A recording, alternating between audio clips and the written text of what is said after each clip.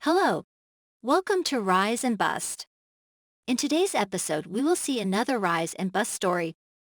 We will analyze how it rose to glitter success, and then we will understand the mistakes that led to its downfall. And just to let you know, we post well-analyzed and real rise and fall stories. Stories of companies and people that once ruled the world, but then busted for small mistakes or series of mistakes. If you are interested in similar stories, then do not forget to hit the subscribe button. Now relax and enjoy the story and let us know in the comments what you learned today.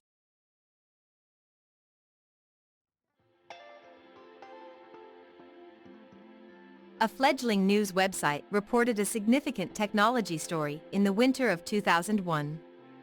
A handsome man and essential secretly working on an unbelievable invention in his lab in New Hampshire, an invention that would allegedly change the course of history.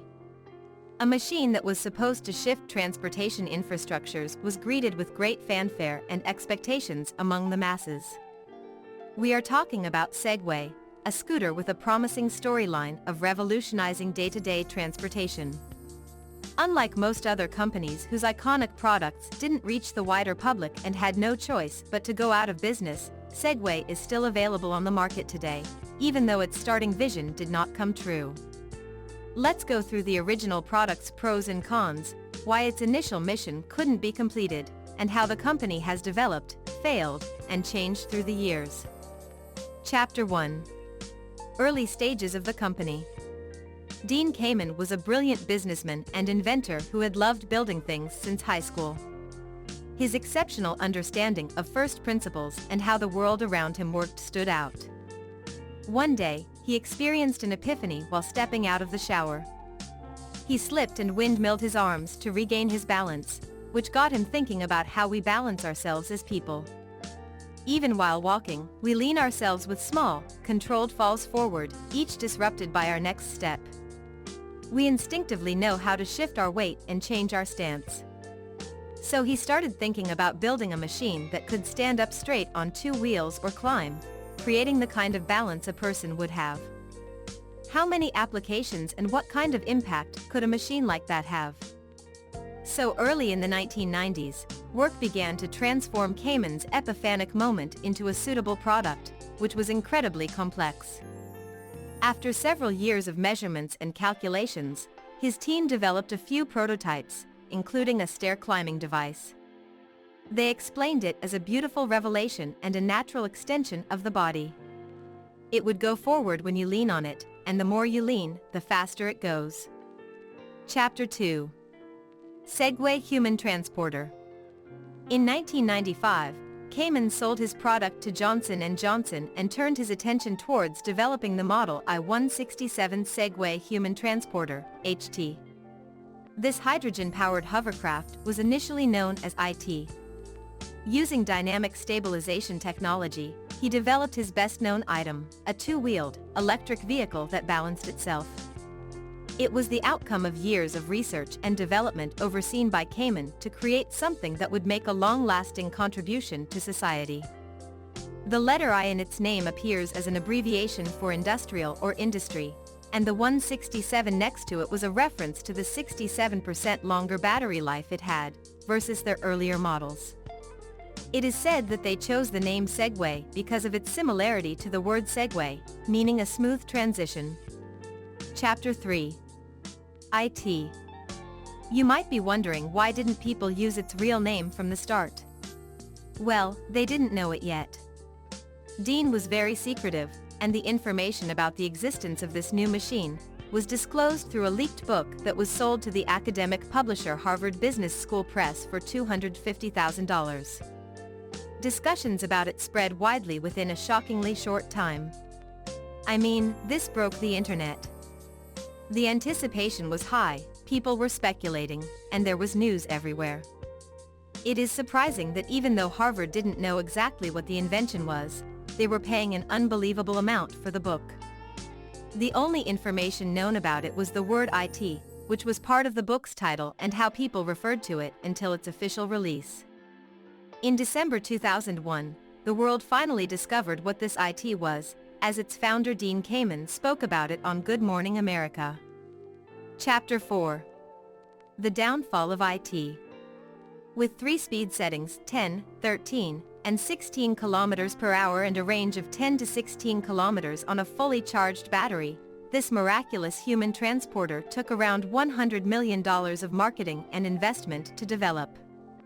But, the vehicle did not have the sporty feel most people expected. A lot of high expectations had been let down.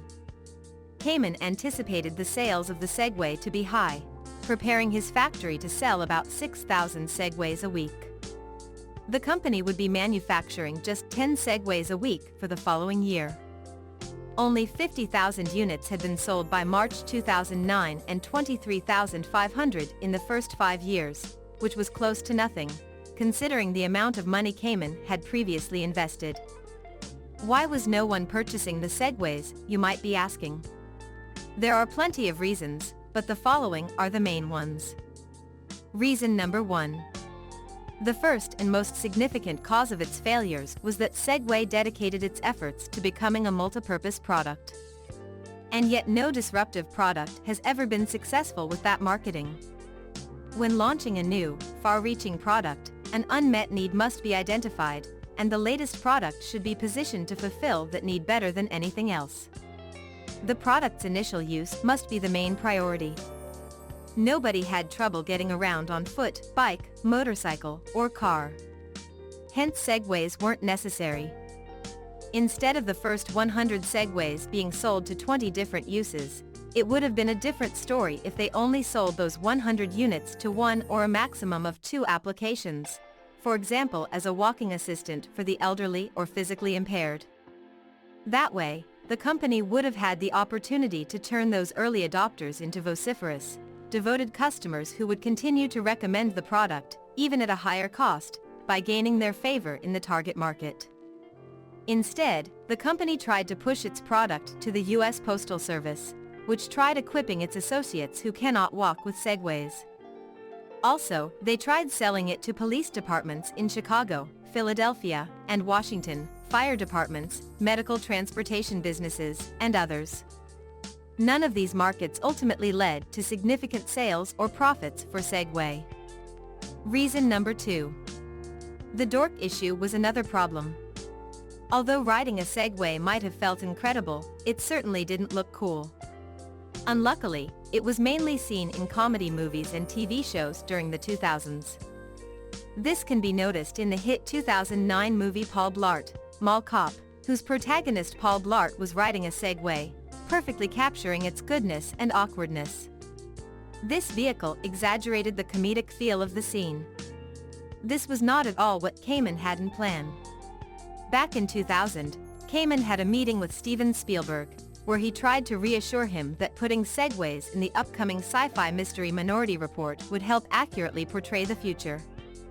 Kamen envisioned Tom Cruise riding a Segway, but instead, Paul Blart was what he received. Reason number 3. After 9 different CEOs, Kamen was prepared to part ways with the business. But in December 2009, Jimmy Heselden, a British millionaire, purchased the company. Heselden loved Segways and had big plans for the business. After this, Dean completely stepped out of business. In 2010, only 10 months after buying the company, Heselden unintentionally drove his Segway off an 80-foot cliff, putting an end to everything. It is believed that Heselden backed up to make room for a dog walker on the trail, lost his balance, and spun out of control. This incident is very ironic, considering the numerous hours the product's safety team spent attempting to foresee every potentially hazardous situation in which a rider might put their invention. It turns out the machine wasn't entirely foolproof. This news quickly spread to the public, shattering its already weak, nerdy reputation and putting the lid over the dark comedy of Segway. Reason number 4. The last huge but not so apparent reason for the flop of the Scouter lies in its leak. IT was the most incredible invention in the world when it was still a mystery. It never quite recovered from the disappointment of IT being just a scooter, even though it was brilliantly designed. You can't help but think that if not for the hype, Segway might have had a chance. There was no opportunity for that kind of hype to be realized. All the fantasies ran through people's heads. They were expecting a fantastic breakthrough that was going to revolutionize the world. Half of what people speculated on the internet, IT didn't do. Chapter 5. Segway's strengths. Despite its immediate decline, it would be unfair not to mention any positive, innovative aspects of the scooter. Segway had an exceptionally well-built construction. Its system was unsurprisingly similar to that of humans. Our brains detect a loss of balance when we lean forward from a standing position because the fluid in our inner ear shifts. It compensates by moving one of our legs forward to, once again, become stable. Our body then begins to walk by stepping on the other leg successively. A Segway operated remarkably similarly to this. It had wheels, motors, microprocessors, and a set of tilt sensors instead of legs, muscles, a brain, and an inner ear. The Segway had 2 electrolyte fluid-filled tilt sensors, functioning similarly to our internal ear system. 2 electronic circuit boards with 10 microprocessors each check the position sensors and process data 100 times per second to maintain balance at all times. Even for someone who had just stepped on it for the first time, the Segway could easily travel with a decent speed over both smooth and uneven surfaces with no loss of control, dodging ruts and potholes. Small hills could be climbed with ease. The machine's assisted balance element was gratifying. This was especially true regarding downhill rides, where the body language would demonstrate an extraordinary control over gravity, giving the sensation of floating and a dreamlike feeling. Although the Segway couldn't give the rider additional balance, its responsiveness added a delicate beauty to the body's movements. More skilled riders would eventually learn how to stop, swoop, and turn with a similar grace to figure skaters. As happens with any vehicle, a careless rider who drops a wheel over a curb or tries to turn too quickly on a slippery surface could fall. But the scooter would keep itself stable in almost every scenario. Chapter 6. What saved the company? On April 1, 2015, Segway was sold for $75 million to Ninebot, a Chinese robotics company. Ninebot rebranded and redirected the focus of Segway, thus saving it from the seemingly inevitable bankruptcy. The company completely stopped producing the 2-wheeled transporter. To be exact, on June 23, 2020, Segway made a public announcement informing the world about the retirement of the original product, with just 140,000 units sold in its entire lifespan. After that, the company made some partnerships and primarily focused on rental scooters. Logically, more people would ride a cheap scooter or junky hoverboard than ever use or own a Segway. Over the years, they have showcased various futuristic projects, like electric motorbikes and dirt e-bikes. Products they produced, such as the Drift W1 e-skates and Ninebot Go-Kart kit in 2019, were the first of their kind. In 2020, the company unveiled the SEGWAY'S pod, an ultramodern, egg-shaped, innovative transporting pod. This pod can speed up to 24 miles per hour, moves incredibly smoothly, and is fantastic. Chapter 7. Lessons learned. We can't deny that Dean Kamen was, in many ways, an absolute genius. He invented the fun machine tightly linked to the user's natural ways of expressing and sensing movement. Through combining sensors, computer control, feedback loops, servo control, solid engines, and wheels, super intelligent control was achieved. He presented a primarily new, unexplored way of looking at mechanics, which its use wasn't necessarily aware of. But, of course, many other factors play into a product's success or failure. Whether you believe that the leak was to blame for Segway's downfall or it would have happened anyways, it is hard not to acknowledge that the original Segway did lack in some significant areas. Segway's story isn't such a sad one. A company with a better capability saved it to help it stay relevant and to fit new demands. All the excellent products it produces today are technically evolved versions of the original Segway, just marketed differently and applied better to the world. In conclusion, it looks like a bright future lies ahead of Segway. Thank you for watching. If you enjoyed this video, don't forget to give it a thumbs up and subscribe to our channel for more content like this. You can also visit our website riseandbust.com for more videos and stories like this.